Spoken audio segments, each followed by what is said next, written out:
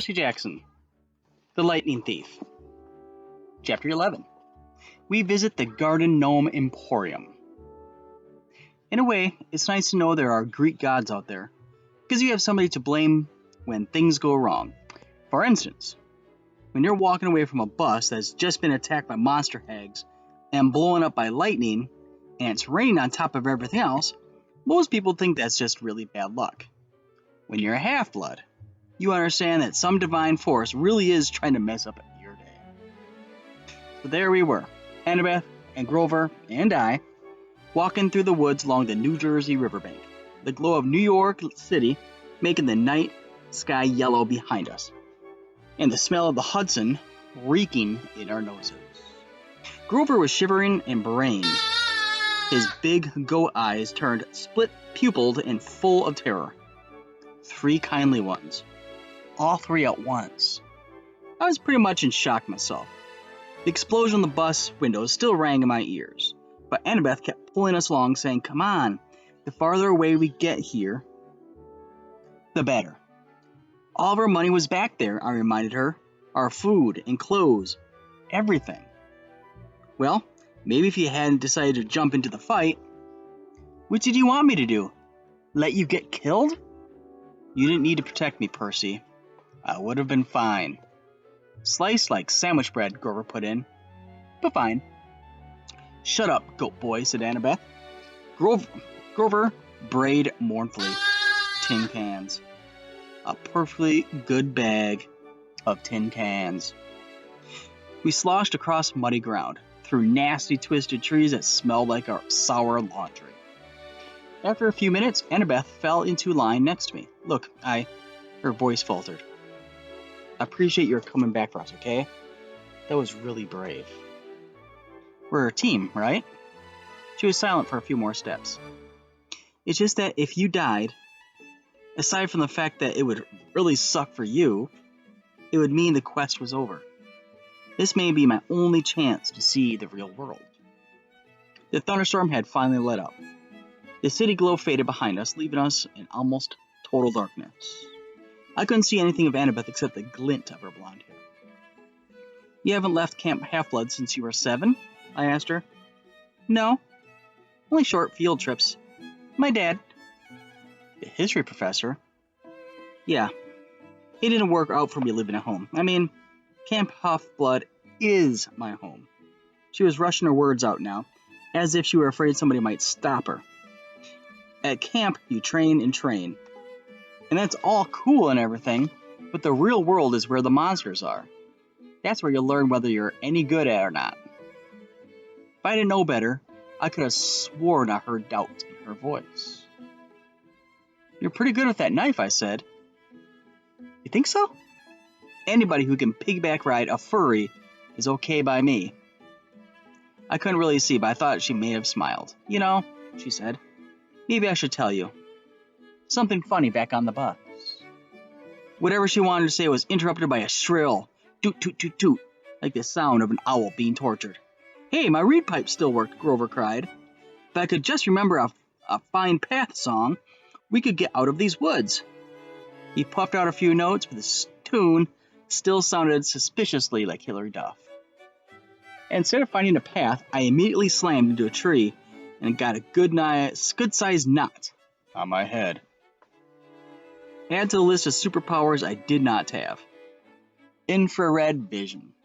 After tripping and cursing and generally feeling miserable for another mile or so, I started to see light up ahead, the colors of a neon sign. I could smell food.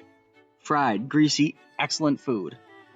I realized I hadn't eaten anything unhealthy since I'd arrived at Half-Blood Hill, where we lived on grapes, bread, cheese, and extra cut lean, nymph-prepared barbecue.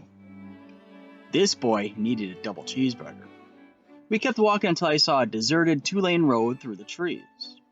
On the other side was a closed-down gas station, tattered billboard for a 1990s movie, and one open business, which was the source of the neon light and the good smell. It wasn't a fast food restaurant like I hoped. It's one of those weird roadside curio shops that sell lawn furniture and wooden Indians and cement grizzly bears and stuff like that. The main building was a long, low warehouse surrounded by acres of statuary. The neon sign above the gate was impossible for me to read because if there's anything worse for my dyslexia than regular English, it's red cursive English. To me, it looked like Antumus Garden Memoriam.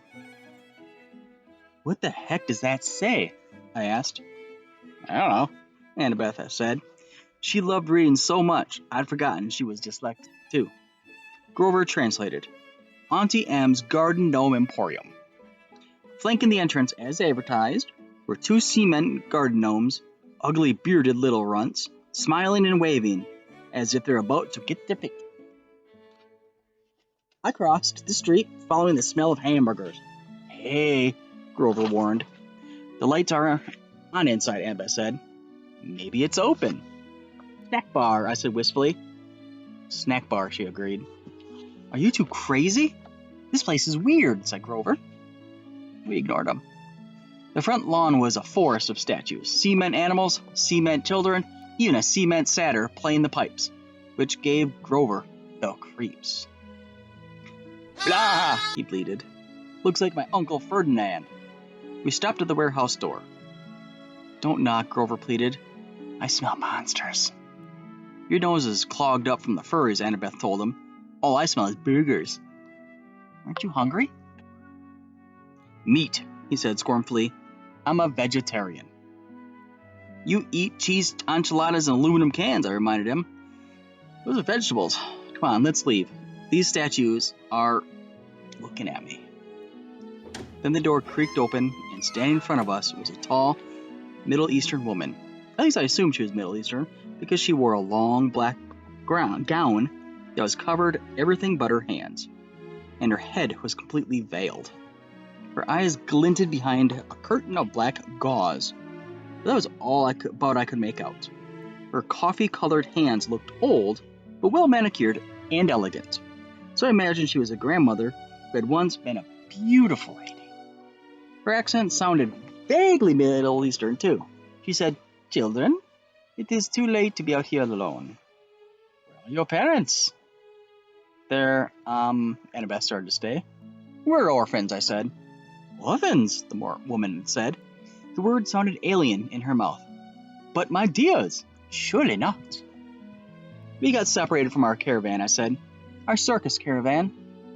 The ringmaster told us to meet him at the gas station if we got lost. But he may have forgotten, or maybe he meant a different gas station. Anyway, we're lost. Is that food I smell? Oh, my dears, the woman said.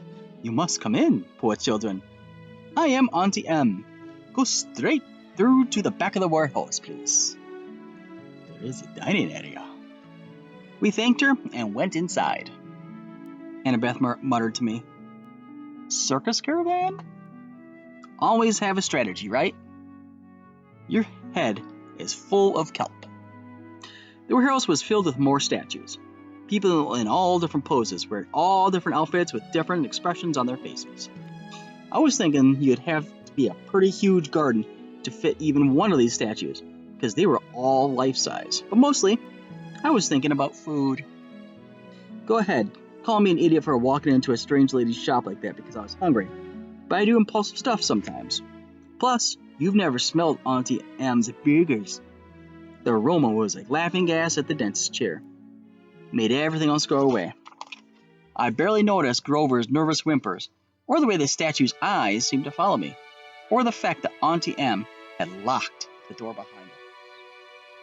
All I cared about was finding the dining area, and sure enough, there it was in the back of the warehouse, a fast food counter with a grill, a soda fountain, a pretzel heater, and a nacho cheese dispenser. Everything you could want, plus a few steel picnic tables out front. Please, sit down, Auntie M said. Awesome, I said. Grover said reluctantly. We don't have any money, ma'am. Before I could jab him in the ribs, Auntie M said, No, children, no money. This is a special case, yes? It is my treat for such nice orphans. Thank you, ma'am, Annabeth said. Auntie M stiffened, as if Annabeth had done something wrong. But then the old woman relaxed just as quickly. So I figured it must have been my imagination. quite all right, Annabeth, she said. You have such beautiful gray eyes, child. Only later did I wonder how she knew Annabeth's name, even though we had never introduced ourselves. Our hostess disappeared behind the snack counter and started cooking.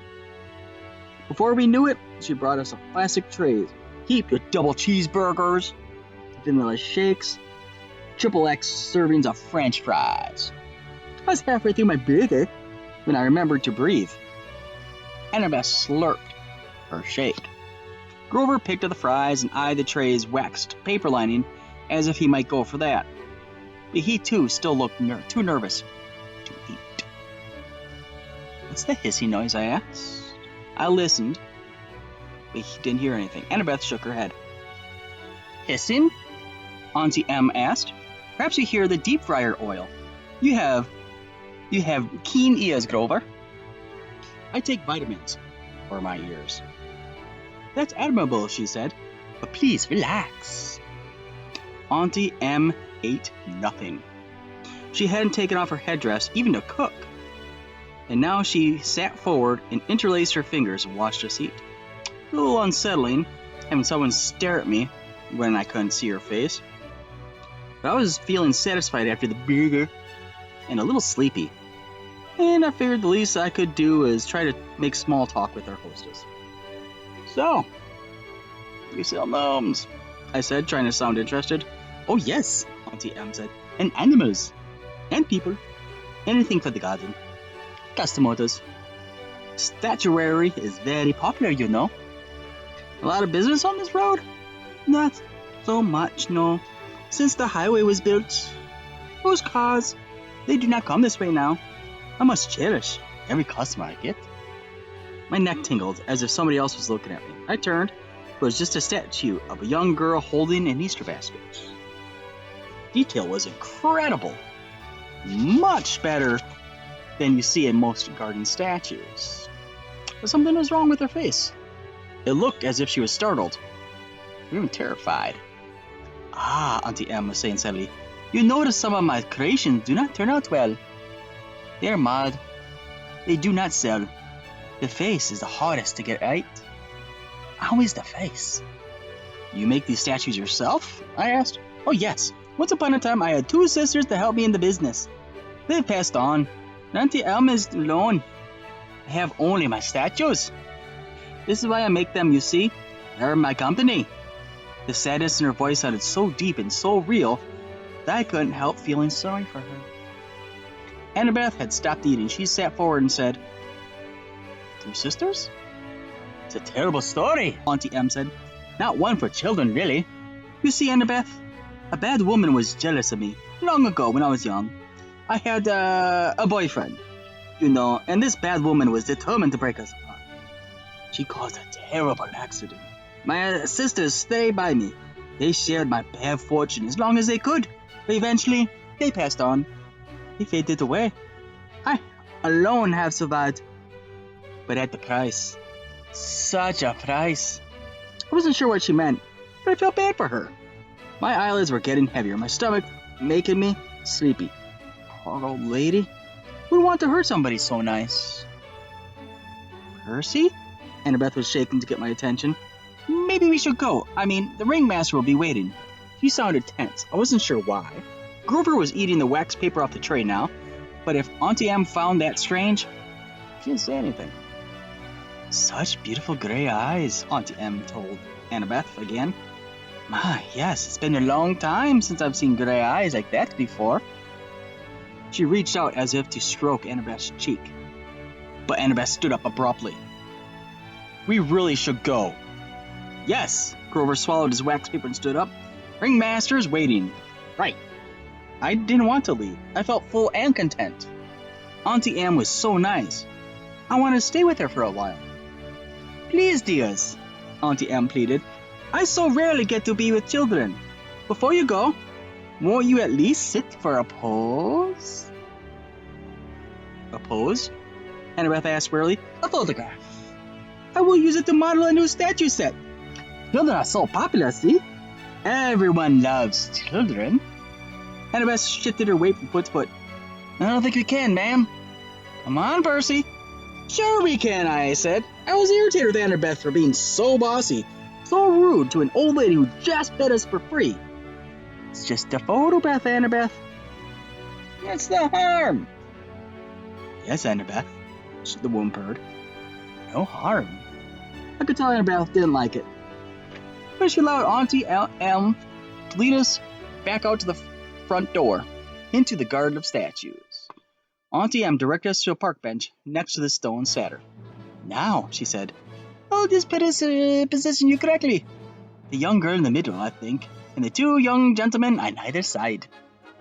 Not much light for a photo, I remarked. Oh, enough, Auntie Em said. Enough for us to see each other, yes? Where's your camera? Grover asked. Auntie Em stepped back, as if to admire the shot. Now the face is the most difficult. Can you smile for me, please, everyone? A large smile? Grover glanced at the cement satyr next to him and mumbled, It sure does look like Uncle Ferdinand. Grover, Auntie Em chastised. Look this way, dear. Still, she had no camera in her hands. Percy, Annabeth said. Some instinct warned me to listen to Annabeth.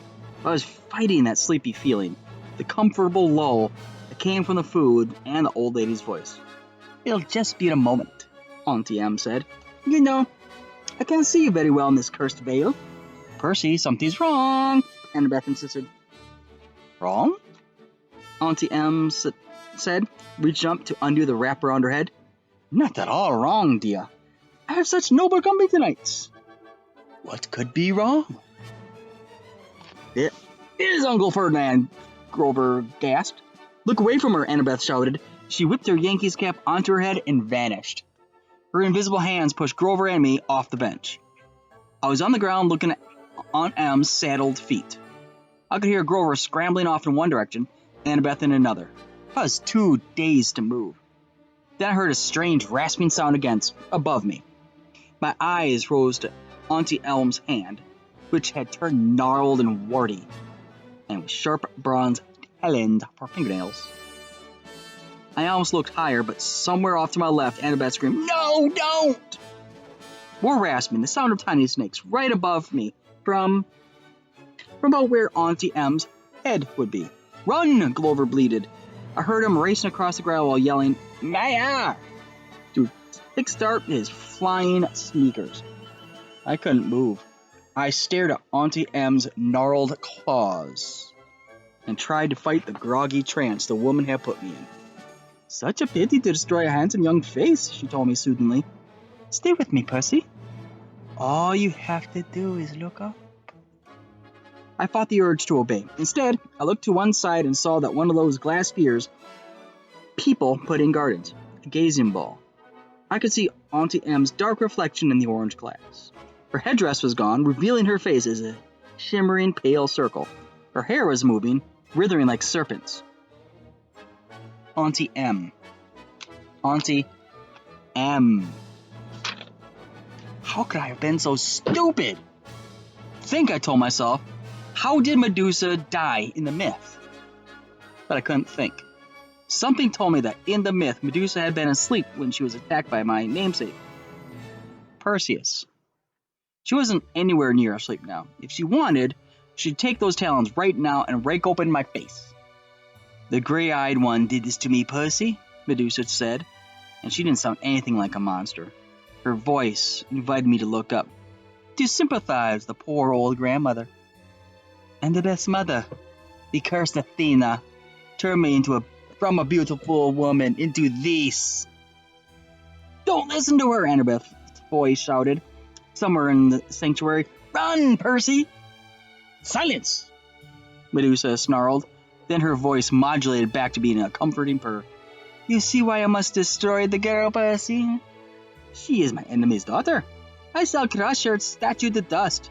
But you, dear Percy, you need not suffer. No, I muttered. I tried to make my legs move. Do you really want to help the gods? Medusa asked.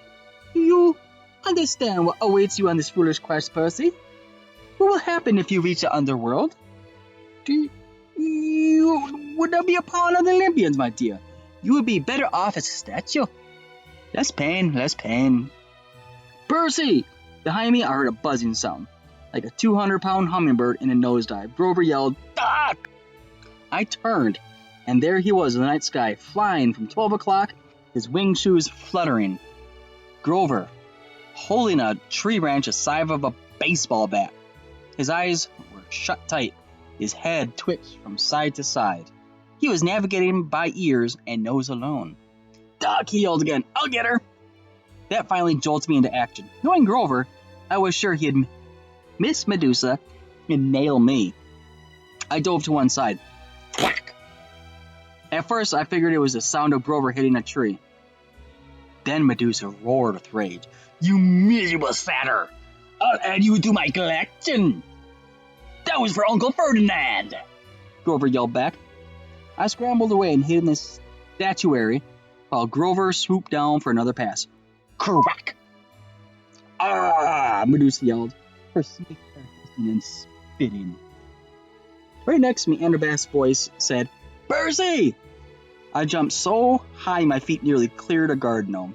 "Jeez, don't do that." Anderbath took off her baseball cap and became visible. "You have to cut her head off." "What? Are you crazy? Let's get out of here." "Medusa is a menace. She's evil. I'd kill her myself, but..." Annabeth swallowed, as if she was about to make a difficult mission. "But you got the better weapon. Besides, I'd never get close to her. She'd slice me to bits because of my grandmother. You've got a chance." "What? I can't." "Look, do you want her turning more innocent people into statues?" She pointed to a pair of statue lovers, a man and a woman with their arms around each other, turned to stone by the monster. Annabeth grabbed a green gazing ball from a nearby pedestal. "A polished shield would be better." She studied the sphere critically. "The convexity will cause some distortion. The reflection size will be off by a factor of..." "Would you speak English?" "I am!" She tossed me the glass ball. "Just look at her in the glass. Never look at her directly." "Hey guys," Grover yelled somewhere above us. "I think she's unconscious." Roar! "Maybe not," Grover corrected. He went in for another pass with the tree branch. "Hurry," Annabeth told me. "Grover's got a great nose, but he'll eventually crash." I took out my pen and uncovered it. The bronze blade of Riptide elongated in my hand. I followed the hissing and spitting noise of Medusa's hair. I kept my eyes locked on the gazing ball so I would only glimpse Medusa's reflection, not the real thing. Then, in the tiny green-tinted glass, I saw her. Grover was coming in for another turn at bat, but this time he flew a little too low. Medusa grabbed the stick and pulled him off course. He tumbled through the air and crashed into the arms of a stone grizzly bear with a painful oomph. Medusa was about to lunge at him when I yelled, "Hey!" I advanced on her, which wasn't easy holding a sword and a glass ball. If she charged, I'd have a hard time defending myself. But she let me approach. 20 feet. 10 feet. I could see the reflection of her face now. Surely it wasn't that ugly. The green swirls of the gazing ball must be distorting it, making it look worse. "You wouldn't harm an old woman, Percy," she crooned. "I know you wouldn't." I hesitated, fascinated by the face I saw reflected in the glass. The eyes that seemed to burn straight through the green tint, making my arms go weak. From the cement grizzly, Grover moaned, "Percy, don't listen to her." Medusa crackled. "Too late." She lunged at me with her talons. I slashed up with my sword, heard a sickening shock, then a hiss like wind rushing out of a cavern, the sound of a monster disintegrating. Something fell to the ground next to my foot. It took all my willpower not to look.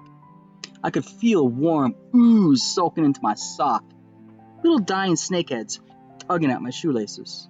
"Oh, yuck," Grover said. His eyes were still tightly closed, but I guess he could hear the tiny gurgling and steaming. "Mega yuck." Annabeth came up next to me, her eyes fixed on the sky. She was holding Medusa's black veil. Don't move. Very, very carefully, without looking down, she knelt and draped the monster's head in black cloth, then picked it up. It was still dripping green juice. Are you okay? She asked me, her voice trembling. Yeah, I decided. But I felt like throwing up my double cheeseburger. Why didn't the head evaporate? Once you sever it, it becomes a spoil of war, she said. Same as your minotaur horn. But do not unwrap the head. It can still petrify you. Grover moaned as he climbed down from the grizzly statue. He had a big welt on his forehead. His green rastic cap hung from one of his little goat horns, and his fake feet had been knocked off his hooves. The magic sneakers were flying aimlessly around his head. The Red Baron, I said. Good job, man. He managed a bashful grin. That really was not fun, though. Well, the hitting her with the stick part was. That was fun. But crashing into Concrete Bear? Not fun. He snatched his shoes out of the air. I recapped my sword. Together, the three of us stumbled back into the warehouse. We found some old plastic grocery bags behind the snack counter and double-wrapped Medusa's head. We plopped it on the table where we had eaten dinner and sat around it, too exhausted to speak. Finally, I said, so we have Athena to thank for this monster. Annabeth flashed me an irritated look. Your dad, actually. Don't you remember? Medusa was Poseidon's girlfriend. They decided to meet in my mother's temple. That's why Athena turned her into a monster. Medusa and her two sisters had helped her get into the temple. They became 3 Gorgons. That's why Medusa wanted to slice me up. But she wanted to preserve you as this nice statue. She's still sweet on your dad. You probably reminded her of him. My face was burning. Oh, so it's my fault we met Medusa. Annabeth straightened. In a bad imitation of my voice, she said, "It's just a photo, Annabeth. What's the harm?" Forget it. You're impossible. You're insufferable. Hey, Grover interrupted. You two are giving me a migraine, and satyrs don't even get migraines. What are we going to do with the head? I stared at the thing. One little snake was hanging out the hole in the plastic. The words printed on the side of the bag said, "We appreciate your business." I was angry. Not just with Annabeth or her mom, with all the gods for this whole quest, for getting us blown off the road and in 2 major fights the very first day out of camp. At this rate, we'd never make it to LA alive, much less see the summer solstice. What had Medusa said?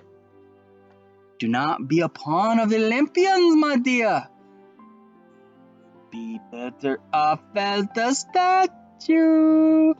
I got up. I'll be back. Percy, Annabeth called after me. What are you? I searched the back of the warehouse until I found Medusa's office. Her account book showed her 6 most recent sales.